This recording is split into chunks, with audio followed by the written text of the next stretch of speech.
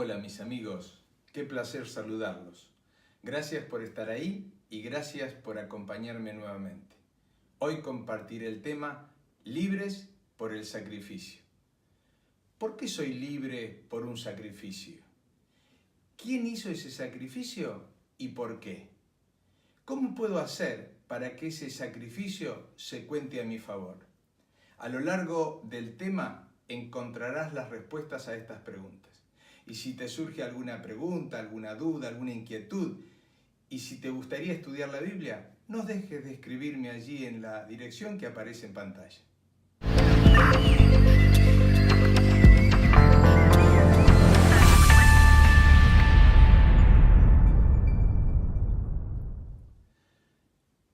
Hagamos un poco de historia.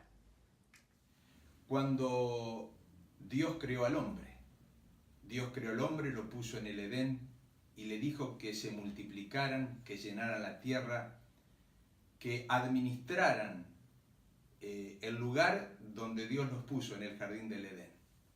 Luego, nuestros primeros padres desobedecieron, pecaron, por su propia voluntad eligieron no seguir la voluntad de Dios.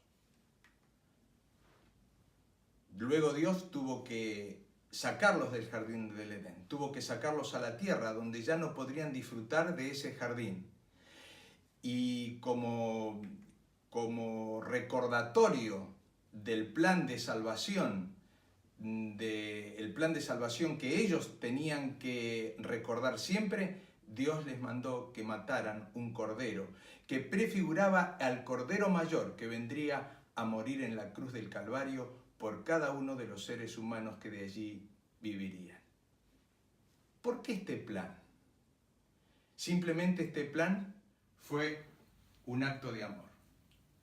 En alguna oportunidad leí una definición de amor que me gustó. Esa definición dice que el amor es cuando la necesidad de la otra persona se transforma en mi necesidad y satisfacer esa necesidad se transforma en mi necesidad. Parece un trabalengua, pero no lo es. Veamos qué pasó en la cruz del Calvario. ¿Qué pasó desde el jardín hasta el Calvario? Dice la Escritura allí en Juan el capítulo 3, el versículo 16, de tal manera amó Dios al mundo, que ha dado a su Hijo unigénito, para que todo aquel que en él cree no se pierda, mas tenga vida eterna. Cuando el hombre cayó en el pecado, la mayor necesidad que el hombre tenía era volver al estado primero, volver al estado cuando el hombre todavía no había pecado, cuando podía hablar con Dios cara a cara, sin problemas, sin dificultades, sin ninguna barrera. La necesidad era volver allí. Y Jesús tomó mi necesidad y la hizo su necesidad. Y fue a la cruz del Calvario para morir por mí. Esa cruz del Calvario que tendría que haber sido mi cruz.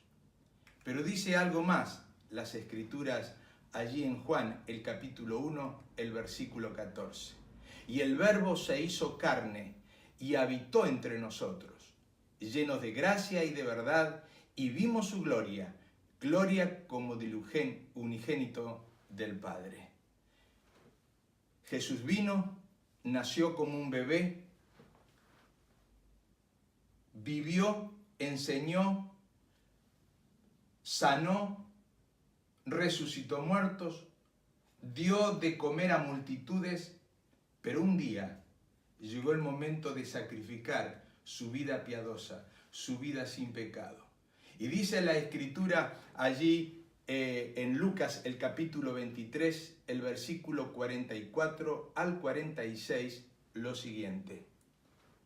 Cuando era como la hora sexta, hubo tinieblas sobre la tierra hasta la hora novena, y el sol se oscureció, y el velo del templo se rasgó por la mitad.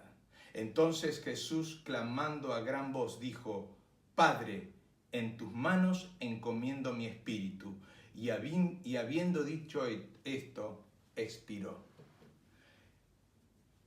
Tú y yo fuimos liberados por la muerte de Jesús. La muerte de Jesús en la cruz del Calvario debería tener un significado muy especial para ti y para mí en esta Semana Santa.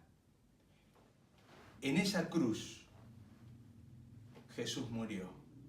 Pero, ¿por qué Jesús tuvo que morir en la cruz del Calvario? ¿No podría haber pagado la cuenta de otra forma? Dice Romanos el capítulo 5, el versículo 12. Por tanto, como el pecado entró en el mundo por un hombre y por el pecado la muerte, así la muerte pasó a todos los hombres, pues cuanto todos pecaron. Y sí, todos somos pecadores. Todos merecemos la muerte. Y eso también lo dice Romanos capítulo 6, versículo 23. Porque la paga del pecado es muerte, pero la dádiva de Dios es vida eterna en Cristo Jesús, Señor nuestro.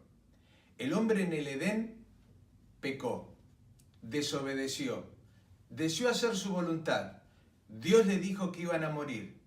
La paga del pecado es muerte. Y desde allí en adelante el hombre fue muriendo a través de todas las edades hasta el día de hoy. Pero dice la Escritura, mas el regalo, mas la dádiva de Dios es vida eterna en Cristo Jesús, Señor nuestro. Tengo otro texto para usted. Y allí dice en Juan capítulo 1 de Juan capítulo 3, versículo 8, el que practica el pecado es del diablo, porque el diablo peca desde el principio. Para esto apareció el Hijo de Dios, para deshacer las obras del diablo. Jesús en persona vino a esta tierra. Vino como un bebé, vino como un recién nacido. Vino para deshacer las obras del diablo. Para que no quedaran dudas que a un niño, jovencito, joven o adulto se puede hacer la voluntad de Dios. Y entonces, aquí en Mateo el capítulo 26, el versículo 52 al 54, entonces Jesús dijo, vuelve tu espada a su lugar, porque todos los que tomen espada, a espada perecerán. ¿Acaso piensas que no puedo ahora orar a mi Padre y que Él no me daría más de 12 legiones de ángeles? Pero como entonces se cumplirá la Escritura, ¿por qué es necesario que así se haga? ¿Saben? Desde que Jesús nació, muchas personas quisieron de alguna forma estropear el plan. Herodes, Satanás en el desierto, los hermanos, los discípulos de Jesús. Jesús vino para deshacer las obras del diablo. ¿De qué obras me está hablando este texto? ¿Se acuerdan ustedes en el principio cuando Adán y Eva pecaron? El diablo les dijo, no moriréis, serán como Dios. Les mintió en la cara, elaboró un plan. Hay muchas personas hoy que piensan que nunca mueren, que hay una reencarnación y las personas nunca mueren. Otras creen que pueden ser dioses. Bien, Jesús vino a esta tierra para deshacer ciertas creencias, para deshacer las obras del diablo en nuestra vida, en tu vida y en la mía. Y fuimos libertados del pecado. Y dice Lucas el capítulo 27, el versículo 38, entonces crucificaron con él a 2 ladrones, uno a la derecha y el otro a la izquierda. 2 ladrones que significaban 2 etapas distintas, 2 etapas diferentes, 2 tipos de personas distintas. Uno que no se arrepentía y el otro cuando vio a Jesús arrepentido, se refirió a Jesús y le pidió que se acuerde de él cuando venga en las nubes de los cielos. Hay un texto que quiero compartir con ustedes en Hijos e Hijas de Dios, en la página 247 de Elena G. de White. Es solamente el poder de la cruz el que puede separar al hombre de la poderosa confederación del pecado. ¿Sabes? Tu decisión y la mía es importante, pero el amor de Dios, el amor por ti, el amor por mí, lo hizo todo en la cruz del Calvario. En esa cruz que tendría que haber sido tu cruz y mi cruz. Hace muchos años, cuando la China era imperio, un condenado a muerte podía comprar a un sustituto. Generalmente el sustituto era una persona pobre que salía de la miseria cuando recibía el pago antes de la muerte. El día de la ejecución, el juez subía al cadalso, leía la sentencia, pasaba el reo, pero antes de que se inclinara sobre el tronco, el sustituto se adelantaba, inclinaba la cabeza y un golpe de espada y la ley quedaba satisfecha. Desde ese momento, el legítimo criminal quedaba libre, gracias al sustituto que había dado su vida allí en el cadalso. Pero una cosa interesante pasaba. Desde allí en adelante el verdadero criminal, el que ahora quedaba libre, perdía su identidad y pasaba a llamarse con el nombre de su sustituto.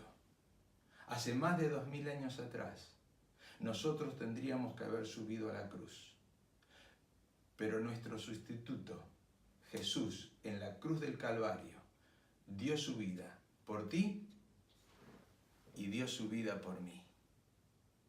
Esa cruz tendría que haber sido tu cruz y mi cruz. Y yo quisiera invitarte en esta hora a que pienses que hace muchos años Jesús dio su vida por ti y fuiste liberados por la cruz, fuiste liberados por el sacrificio de Jesús. Y hoy yo quisiera invitarte a que entregues tu vida a Él, que te rindas a Él. Le digas: Señor, yo así como estoy no puedo ir a ninguna parte. Yo no logro ser mejor o cambiar ciertos pensamientos o ciertas actitudes. Pero le puedes decir al Señor que Él cambie tu vida, que vale la pena jugarse por Jesús, que vale la pena aceptarlo en tu corazón y pedirle que cambie tu vida, porque hace muchos años Él dio su vida por ti y por mí. Quisiera invitarte a orar para que Dios pueda obrar en nuestro ser la transformación necesaria y suficiente. Nuestro Dios y nuestro Padre que estás en los cielos, gracias te damos por tu amor, por tu bondad y gracias por el gran sacrificio que Jesús hizo en la cruz del Calvario por mí y por todos los que están oyendo esta palabra. Quisiera, Señor, pedirte en forma muy especial perdón por mis pecados, perdón por los pecados de todos los que se están plegando a esta oración. Y quisiera pedirte, Señor, que transformes nuestra vida. Que gracias porque fuiste nuestro sustituto en la cruz del Calvario.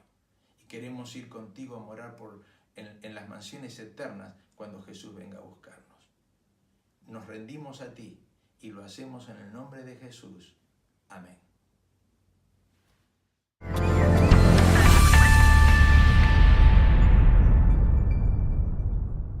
Te recuerdo la consigna del principio. Si tenés alguna pregunta, alguna inquietud, si te gustaría estudiar la Biblia, no dejes de escribirme a la dirección que aparece en pantalla. En el próximo capítulo hablaremos sobre libres al fin.